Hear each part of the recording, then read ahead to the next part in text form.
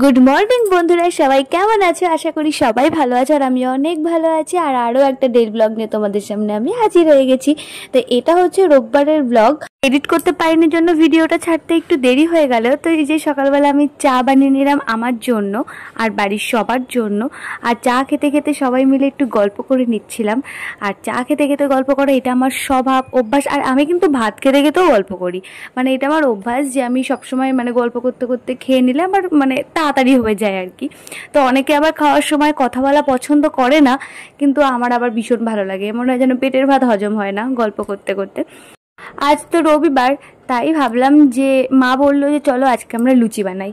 তো মা বেলে দিচ্ছিল আর আমি লুচি বানাচ্ছিলাম। আমি খুব একটা ভালো আগেই সব ভিডিওতে আমি বলি যে আমি খুব একটা ভালো কোনো কিছুই পারি না, আমি নতুন নতুন শিখছি সব কিছু।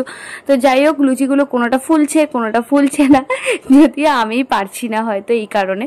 হাট বকাটা আমার একটা অভ্যাসে দাঁড়িয়ে গেছে, মানে খেতে খেতেও গল্প করি, কাজ করতে করতেও গল্প করি, মানে সবসময় বক বক করতেই থাকি।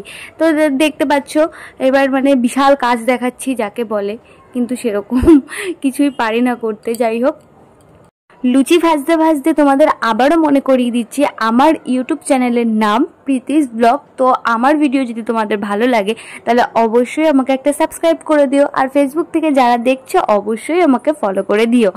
আর ভিডিওগুলো কীরকম হচ্ছে সেটা কিন্তু অবশ্যই আমাকে কমেন্ট সেকশনে জানিয়ে দেবে, কারণ তোমাদের ভালোবাসা পেলে হয়তো আমি আরও ভিডিও বানাতে পারবো, একটু উৎসাহ জাগবে মনে যে না আরও করি।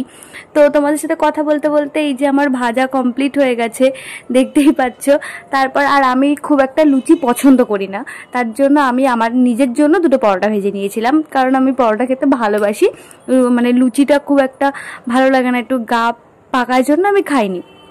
তো যাই হোক, সকালবেলা ব্রেকফাস্ট কমপ্লিট করে নিয়ে তারপর ঘরের একটু কাজ করছিলাম, একটু গুছাচ্ছিলাম সব কিছু। আর আজকে আবার শুনলাম যে রেমাল কি বলে সেই ঝড় আসবে। তো আমার তো শুনেই হয়ে গেছে যে বাবা রে বাবা, বৃষ্টি একরকম, কিন্তু ঝড়ের কথা শুনলে পরে ভীষণ ভয় লাগে। ওই একদম মানে উল্টোপাল্টা হাওয়া দেবে, করবে। তো ভাবছিলাম যে রাতের বেলা যদি কারেন্ট চলে যায় কি হবে। তো যাই হোক, এই যে ঘর দোর গুছিয়ে নিচ্ছে, আর বাইরের অবস্থা কিন্তু খুবই খারাপ, মানে হাওয়া দিচ্ছে।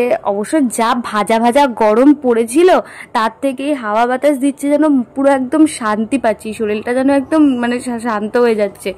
এই যে একদম আমি বিছানা টিছানা সব রেডি করে রাখলাম। আর কি বলতো, যদি তুমি নিজে পরিষ্কার থাকো না তাহলে পরে দেখবে মনটাও খুব ভালো লাগে। আর পরিষ্কার পরিচ্ছন্ন থাকতে কার না ভালো লাগে, সবারই ভালো লাগে। তো যাই বলো না কেন, আজকে ওয়েদারটা কিন্তু ভীষণ ভালো।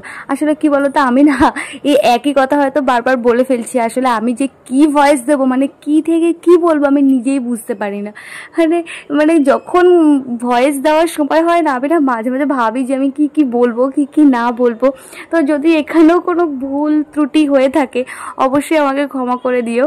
হ্যাঁ, আসলে আমি না ঠিক মানে কি করে বলবো, মাঝে মাঝে আমি এটাই গুলিয়ে যাই।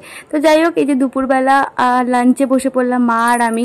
আর আজকের লাঞ্চে ছিল ডাল, পাঁপড় ভাজা আর মাংস, একদম সিম্পল রান্না। আর খাওয়া দাওয়ার পরে তো ঘুম পাই, সেটা তো তোমাদেরকে আগেও বলেছি যে আমি আর মা তারপর ঘুমিয়ে পড়লাম।